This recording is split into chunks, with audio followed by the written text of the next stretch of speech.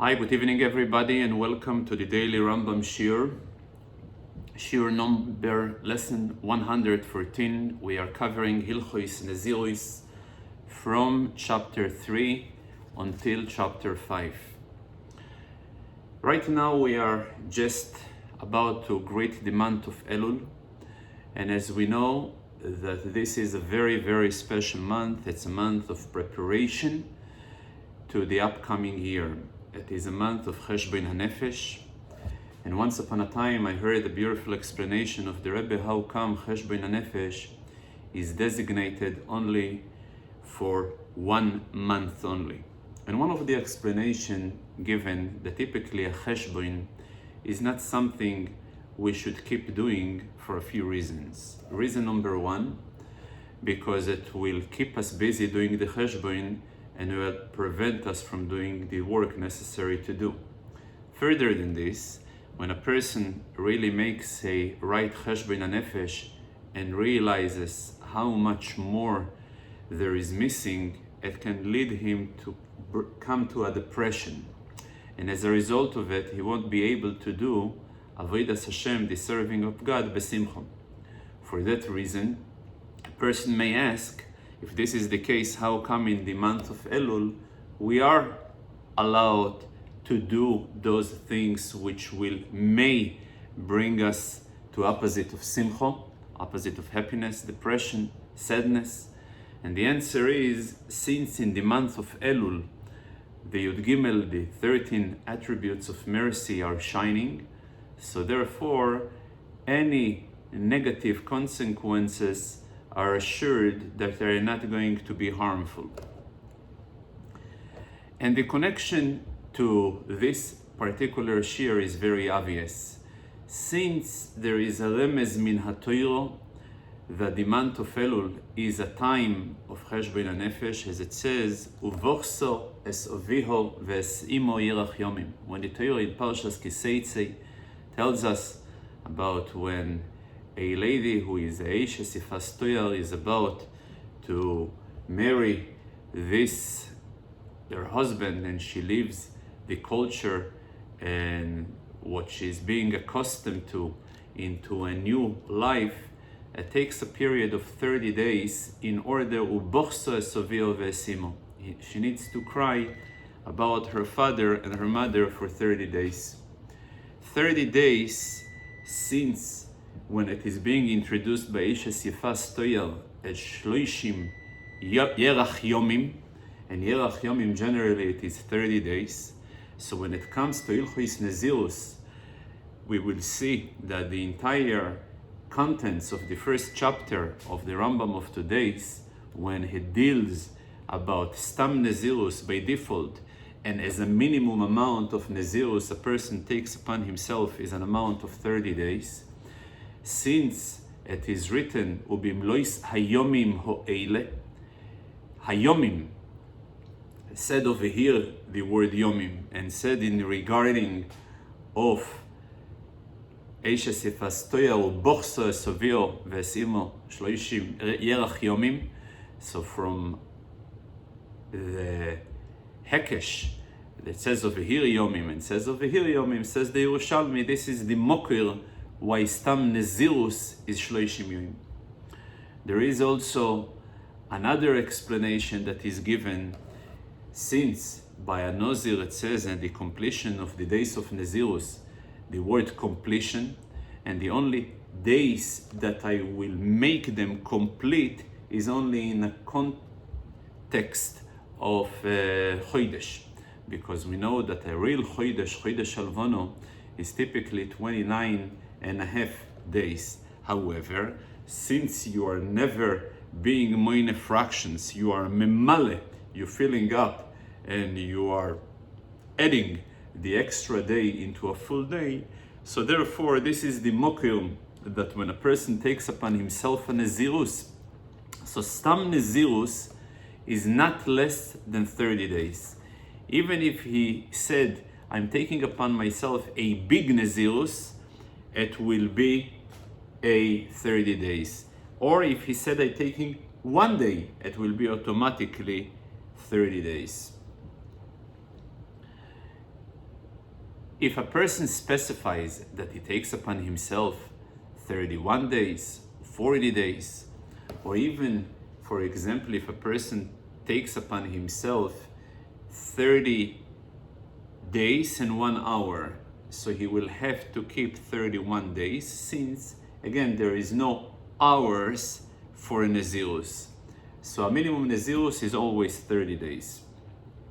If a person takes upon himself to be a Nazir until he will reach a certain place, so depends what is the proximity for him to reach that place. If the proximity is less than 30 days, it will be 30 days. If it is more, so according to the amount of the days that it will take him to reach this proximity, that's the amount he will be committed to the Nezirut. If a person takes upon himself, I'm taking upon myself 3 times Nezirut, 3 periods of Nezirut, and he did not specify what will be the 3 or 4 periods of Nezirut, again, I assume that every period is 30 days. For that reason, if he takes upon himself 3 periods of Nezirut, he will have to be a Nazir for 90 days. If he takes upon himself a period of 4 Nezirut, it will be 120 days, and so on. When a person takes upon himself a Nezirut according to the amount of days of a year, since a year can be a solar year and can be a lunar year, so if he specified, it will be clearly by a solar year, it will always going to be 365, and by a lunar 354, though that sometimes it is slightly more or less. Nevertheless, since the rule by Nezirut that I'm going Achar Lashrein Bnei Odom, what is the common way that people will always refer to, so therefore I will always refer to the general knowledge of people, and according to the common knowledge, a Nezirut, Shnoi Sachamo is always consist of 365, and Shnoi Salavono is always of 354. If a person said, I'm taking upon myself a periods of Nezirut will be equivalent to a amount of the days of a year without specifying, so then I will apply the amount of days which is in a lunar year, because by default, generally people referring, Riv Ha'am, the majority of the crowd, will refer to a year as the lunar year. In a case of a doubt, as we have learned yesterday, I will always going to lean towards lehokel, on the lighter side. For that reason, if there is a contradiction between 2 groups of witnesses, where one group of witness testifying he took upon himself 2 periods of Nezirut, the other one say 5, both of them agree that periods of Nezirut he is committed to, therefore he will be only a Nazir for a period of 2.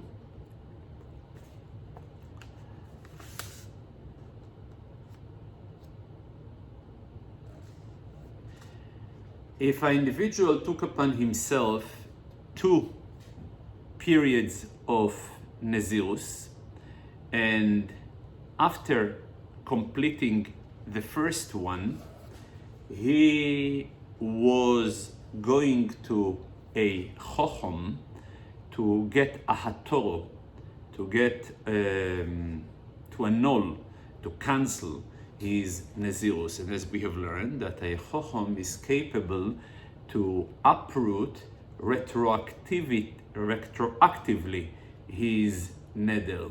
For that reason, though he actually took the Nezirut, nevertheless, since retroactively the commitment is not commitment, I will apply his Nezirut towards the second one, so he will be exempt from actually going through the second one. Whatever he have done initially after the retroactive cancellation of the Chochom, whatever he have done will apply to the second one, which were not cancelled yet by the Chochom. There is two types of Nezirus. There is a Nezirus that has a certain expiry date, and there is a Nezirus without an expiry date. A Nezirus without an expiry date, it's called Nezir Oilom. A Nozir with an expiry date, it is called a Nozir to a period of Hazman Kotzuv.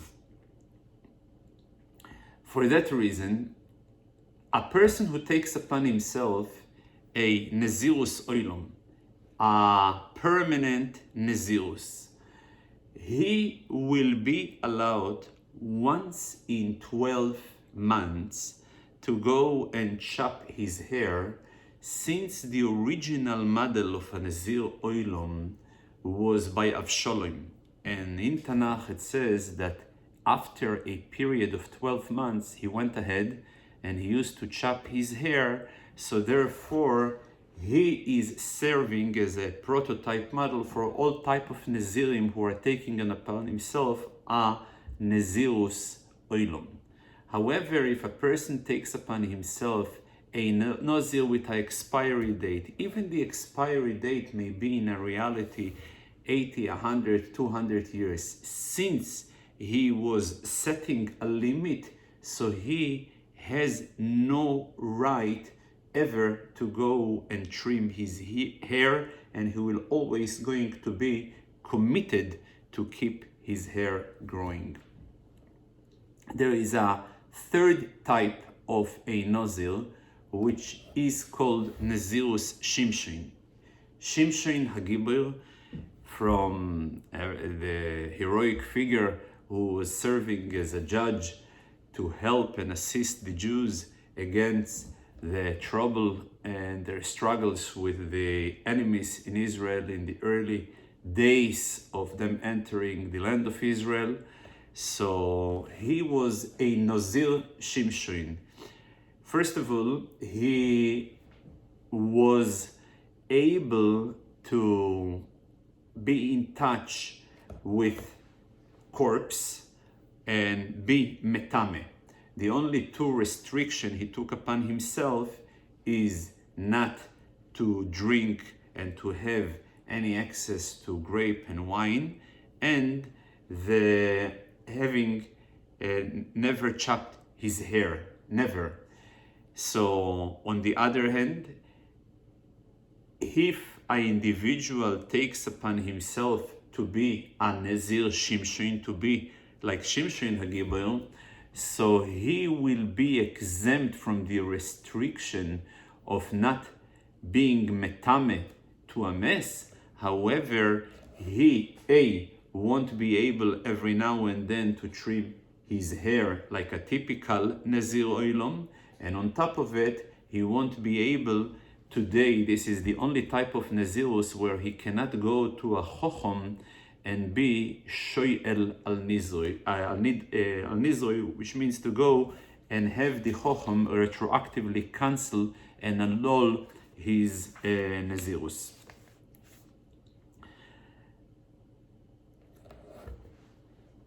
There is a situation where a person looks at a certain can or at a certain pile of stuff, and he will declare the following declaration: I will have as many periods of Nezirus as the entire stuff in that particular container or can, so, or this type of bundle.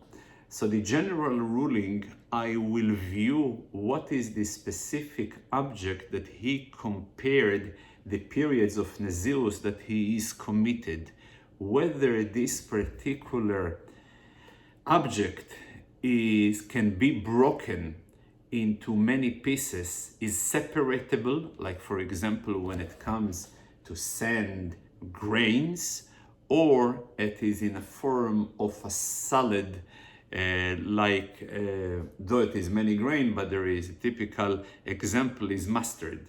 So if it is many separatable object, he will have many multiple periods of Nezirut, and each and every time at the end of the period of Nezirut, at the end of the 30 days, he will be allowed to cut his hair and start a new period of Nezirut.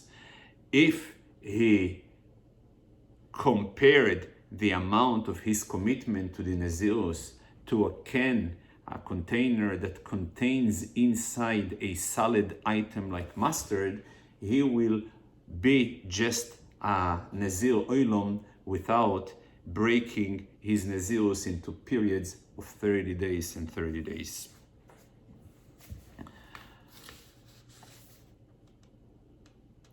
In the second chapter of today, which is the fourth chapter of Hilchos Nezirut, the Rambam deals with the amount of time that requires a person to be a Nozil until the time he brings the korbanos. If he takes upon himself a Nezirut of a month, or just a Nezirut, which typical it is a 30 days, though ideally the korbanos, the offerings of a Nozil, should be brought at the 31st day, nevertheless, if he brought it in the 30 days, it is fine, and he starts to count from the day after ideally, or after the fact, what we call b'diavad, he can use the day of him bringing the korban to be a multiple purpose day, which means it will be serving as also the first day of the next period of Nezirut. For that reason, in the 59th day from the first Nezirut, he will be able, b'diavad, after the fact, to bring the second korban, though ideally that always should be at the 31st day, but b'diavad can be brought, a typical person can take upon himself two periods of Nezirut, and in reality, b'diavad, it can be done after the korbanos at the 59th days. In the second part of the second chapter, the Rambam deals when two different commitments are overlapping each other, which means there is two types, as we have learned before, of Nezirut. There is Nezirut that, to begin with, they are designated to a certain period, which they are a light Nezirut in comparison to Nezirut Olam. And then there is Nezirut Olam or Nezirut Shimshon. So now, when a person takes upon himself to be a Nozil in 20 days from now, and after he said the first sentence, he said, and I am a Nozir from now. Typical Nezirut, both of them are 30-day type of Nezirut.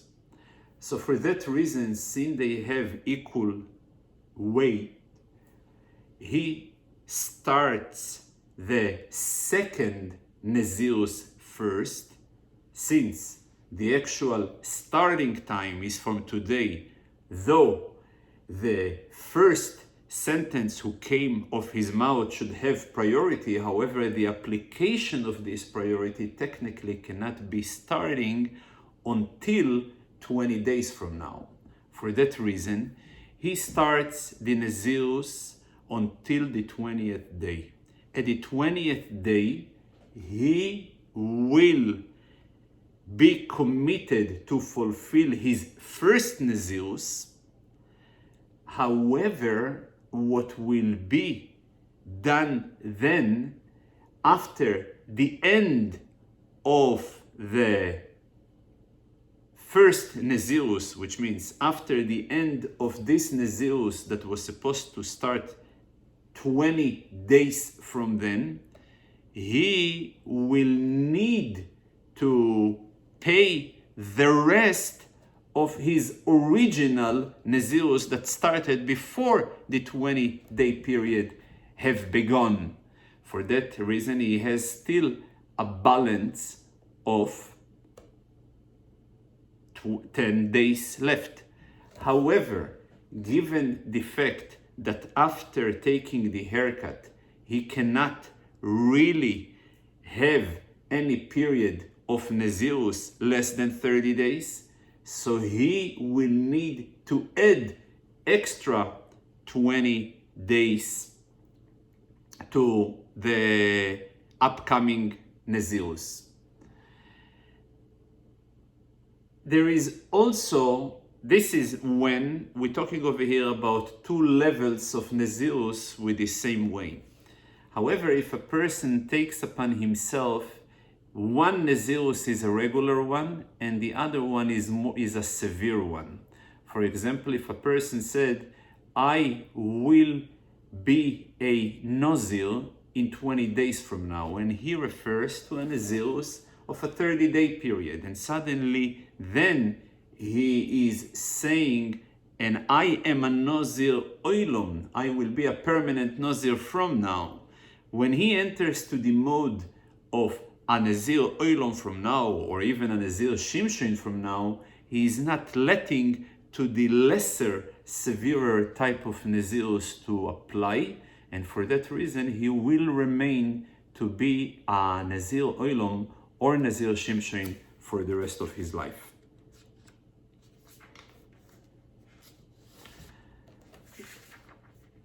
If an individual, and this is very important, and I remember the Rabbi was mentioning it many times, about how halachically the possibility for Mashiach to arrive is so real and so vivid when we are expressing the principles of Judaism by the famous statement that I believe in the coming of Mashiach every day that he will arrive. It doesn't mean that our faith is daily for his arrival somewhere in the future, but our faith that his capability to arrive is in reality can be daily. Each and every day, the chances for his arrival is so strong that it reflects itself in the following halacha. When a person declares that I will be a Nazir at the day that Moshiach arrives, at this day he must start his Nezirut, given the fact that he can arrive every day. However, if the day that he declared it happens to be on Shabbos, since in the Talmud there is an argument in Hilchos Shabbos about the rules of Tchumin when a person comes outside the jurisdiction, so it is a doubt whether above Yud Tfochim there is Tchumin or there is not Tchumin, and since Eliyahu Hanavi must come and be Mevaser di Geulo, and it is not clear whether there is Tchumin above Yud and there is not Tchumin above Yud, given, as we have said before, it is a Sofek, Nezirut is always Lehokel, so it's a result of it.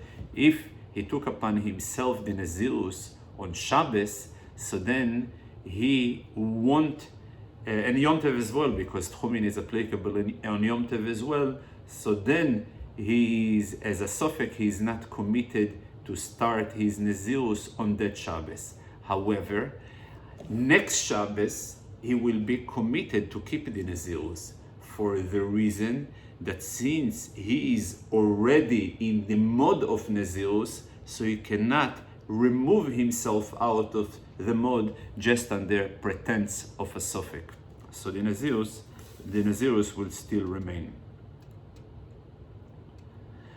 If a person took upon himself a Nezirut and he was not aware about the severity, and he went on and drank wine.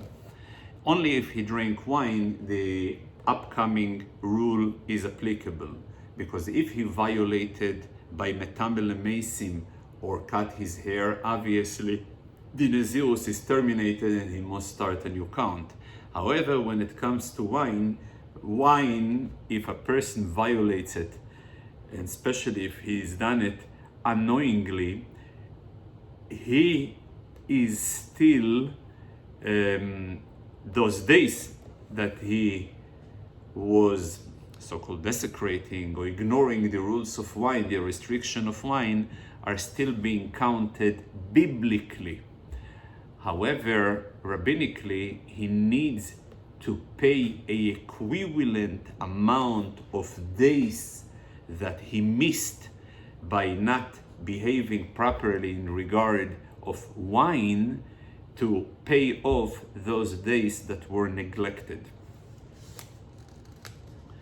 It is also important to note that Beis Din treating any type of violation or any type of desecration of Nezirut very severely, and they warning him and they letting him know how serious part of the educational process, how serious the idea of Nezirut is.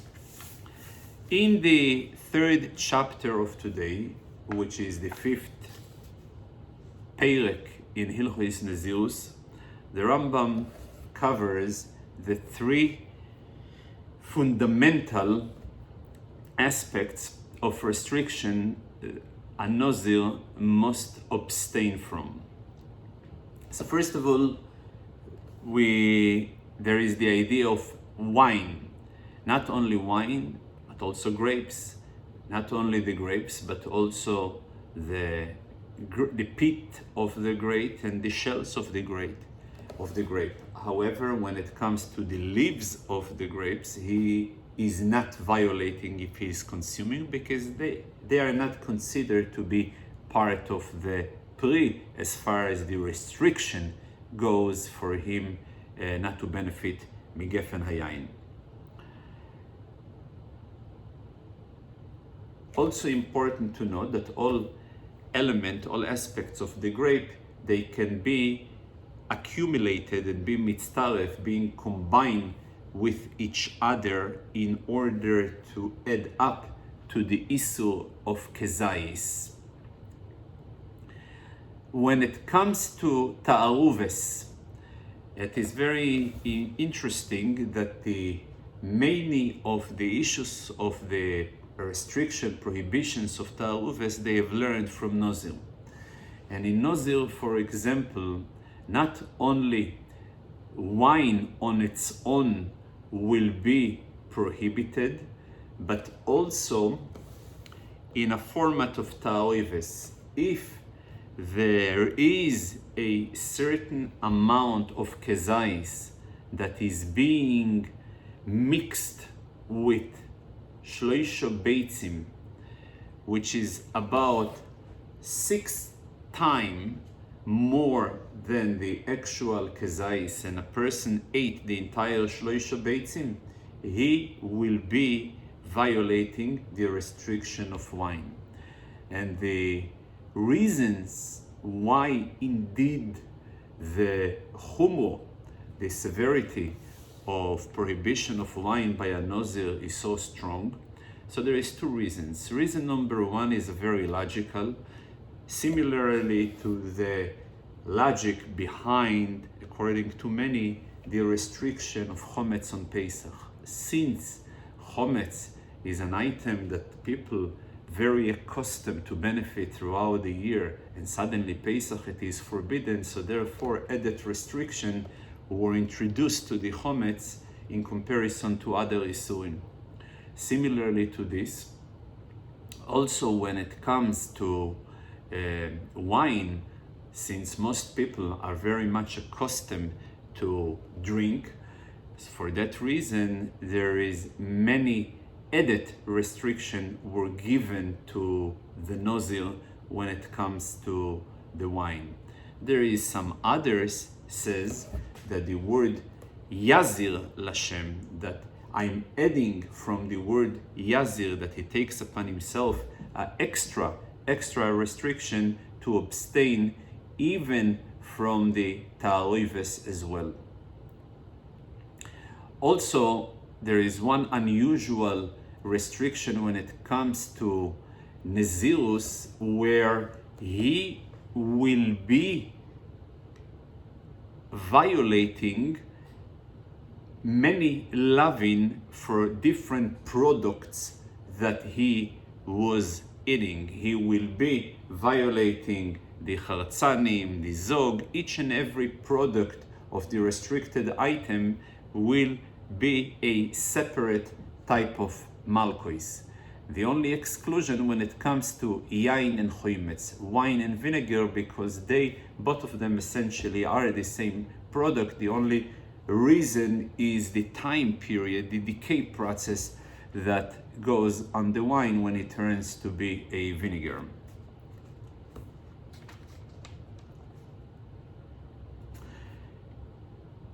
If a Nazir drank wine a whole day, he will be getting lashes only once, unless he is being warned for each and every revis. Further than this, rabbinically, they restricted the Nazir not only not to drink wine or benefit from any grape products, but also not to be in close proximity to a vineyard. And this is an added safety measure in order not to expose him to even a chance to violate his vow. In fact, this statement is being applied as an attachment to many other restrictions that always being given in a case when a person is in a process of rehabilitation from any type of addiction. So the initial step is to take the other extreme and to stay away not only from a direct contact from that particular item that he is rehabilitating from, but also from something that can lead him to come in contact with this as well. The second restriction of a Nazir is cutting his hair. Now, it doesn't matter whether he cuts it with a razor, whether he cuts it with a device, whether he pulls it with his hand, he is violating the prohibition of having hair. However, the malkois, the lashes, he will be subject to only when there is not sufficient height left in the hair that will be able to bring the top of the hair to the bottom. In other words, it should be theoretically sufficient hair left in the head that can be bent loishoile equally, the head of the hair to the bottom of the hair. As long that is such an amount left, he will be exempt from the punishment and from the lashes. Further than this, a Nazir can go and shampoo and wash his hair, although he may, by the process, lose some of it, but as a general rule, dover sheino miskaven, since he's not doing it intentionally, so it is permitted to do it in the beginning. However, then if he is using certain brushes or certain sand, which then it is a definite prediction, it's that some hair will be moved, then it's like psikreshe, it's like a certainty, so this one he is not allowed. If Nazir, the third restriction for a Nazir is not to be in touch with corpse, with dead body, and if he is again subject to malkois. There is, regarding to the Nazir, two types of violation. There is one type of violation, he should not make himself contaminated, and then There is another violation. He should not enter to a house that is Tomei, that is contaminated. In reality, there is no way for him to violate the second prohibition to enter in a house that is contaminated, because at the moment before the entrance, while he is even introducing a part of his body, he's already exposed to Tuma. So after he is already Tomei, he won't be able in reality to commit the crime of Lo Yovoi, to enter into a contaminated house, because he's already contaminated. So there is only way for him to be able to violate both and to get Malkuis for both violation, only if he entered in a Sheido, Tevo, Migdol, in a box, into a house, and while he is already, and basically since the box is sealed, so he's shielded from the tumor. And when he is already inside the house, then his friend opened up the cover of this box and he is exposed to the tumor, and then the tumor and bio boim keachas, and then the entry, so-called entry, and the exposure of tumor coming simultaneously. That's the only way for him to violate both of the violation of tumor and bio regarding in Oyel HaMes. It is also very important to note that a Nazir who deliberately making himself Tomei, he may be subject to about 4 different lavin. First of all, as we said before, Lo Yetame and also Lo Yovoi. Second, there is a Lo Yachel Dvoi, that he desecrating his word. But then there is a 4th one, which is as a result of him being a Nazir and subject to the offerings that will be brought at the normal termination of his Nezirus, by him being metame, contaminating himself, he is also delaying as a result those korbonos that he needs to bring in the termination of his Nezirus, since the termination of his Nezirus will be postponed from the original date where it was supposed to be terminated. For that reason, it is for that reason we see over here that he is subject to 4 lavin. It is very important to note, since right now also in the times where we are preparing ourselves on Elul for Rosh Hashanah and Yom Kippur, so Yom Kippur we are all compared to Malachim, and the Chazal are learning a very interesting drosha, where how do I know when a person is in a fast, he is considered to be a Kodesh, a holy man? We are learning it from Nazir. The same way it says by a Nazir, Kodeshi ye gadel peraseh oishui. And the Gemara learns, if all what a Nazir was abstaining himself was just from wine, tzier atzmei min hayayin, he was torturing from wine, and nevertheless the Torah calls him a Kodesh, calls him a holy man.